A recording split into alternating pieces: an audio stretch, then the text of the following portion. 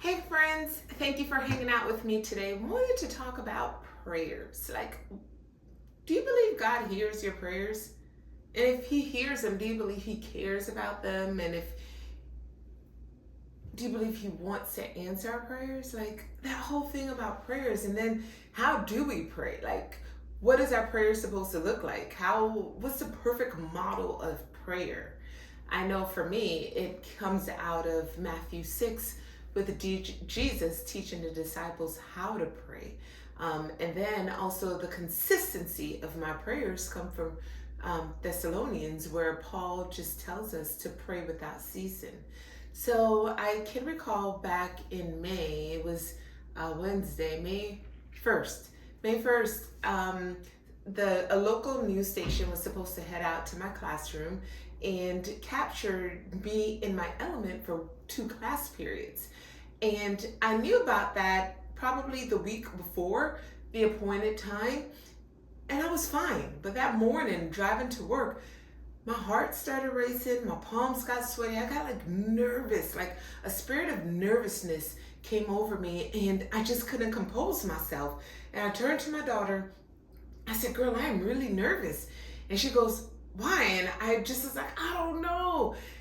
So I was like, "Okay, put on something strong." And I was like, "Put on some Thai tribute." If you know gospel music, he's really prominent in the gospel community, right? So I was like, "Put on some Thai tribute." So we put it on and we turn it on full blast. And as I'm driving, we're praising, we're worshiping, and I'm praying. And I get to school and I put the car in park and we said a final prayer before we got out. And peace. I had peace that surpasses no understanding. It just made no sense. This peace came out of nowhere. Did the interview, all was well. So the next day, something bigger was on the horizon. It was May 2nd, Thursday, National Day of Prayer, and my church had asked me the week before if I would pray, and I was like, of course, because I love to pray, really love to pray. I believe that God hears every prayer, and I believe that He's concerned about the things that we are concerned with if we're in tune with His Word. But the thing was, I had to pray. My part was praying for the world, and that's huge. Because if you look around, if you turn on the news for just one moment, it's where do you begin with praying for the world? So naturally, I studied the Word. I was in 1 John. I received some revelation, received some knowledge. But Thursday morning, driving to school, I got that spirit of nervousness again. And I was like, okay, God, you gave me something strong yesterday, so I'm believing you to give me something stronger today. And that morning, all I could think about, was just playing out my day, how I'm going to do all that I needed to do to get to church in time for that National Day of Prayer. One thing that was on my list was to make sure that I fed my children before I dropped them off at home.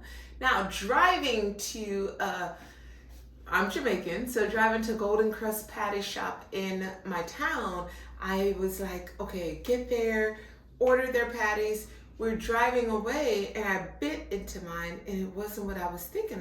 All I wanted was some spinach patties. I was like, girls, this tastes weird. So I bit it again, and they go, "Mom, you're going to be late if you go back." And I go, "No, I have to go back." So before getting out of the car to get the correct patty, I wanted to see who was at fault. I was. So apparently I ordered vegetable and I should have ordered spinach. So I get to the register, pay for the new one, and remember my prayer that morning? God, give me something stronger. Remember my prayer for the day before? God, I need something strong in return on Thai tribute. Who was in line? Thai tribute. And I was like, oh my God, oh my God. So I try not to freak out, because I didn't want to freak him out. So I was like, before becoming a teacher, an educator, I used to have a wedding and event planning company. And I did an event with him back in 2018, 6 years ago. And I said, I don't know if you remember, but we worked on this wedding together.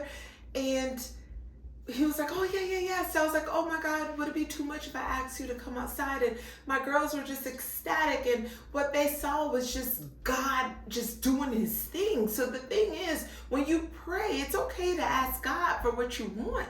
But at the end of the prayer, according to Matthew 6, you close it and finish it to say, let your will be done.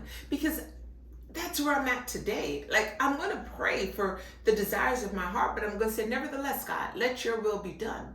So you start your prayers off praising God, and you end your prayer with saying, let your will be done. And if you really follow that story, you will see that I prayed for something strong.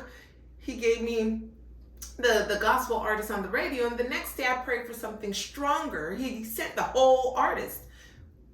Mind is blown. I would have never thought. So I learned from all of that yes, pray without ceasing, number one. And when you pray, you give thanks to God, because his will is better and higher than our thoughts and our ways. Are you ready to pray without ceasing? I am. All right, my friends, be blessed. See you next time.